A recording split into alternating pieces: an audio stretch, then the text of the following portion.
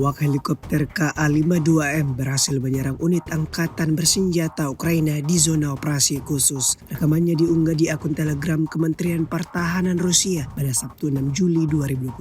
Awak KA-52M dari pasukan dirgantara Rusia melancarkan serangan dengan rudal pesawat terarah terhadap peralatan dan tenaga musuh yang disamarkan di wilayah tanggung jawab kelompok pasukan utara. Usai menggunakan senjata pesawat, awak kapal melakukan manuver anti-misil, melepaskan perangkap panas dan kembali ke lapangan terbang keberangkatan. Video ini kemudian viral dan mendapatkan beragam reaksi warganet.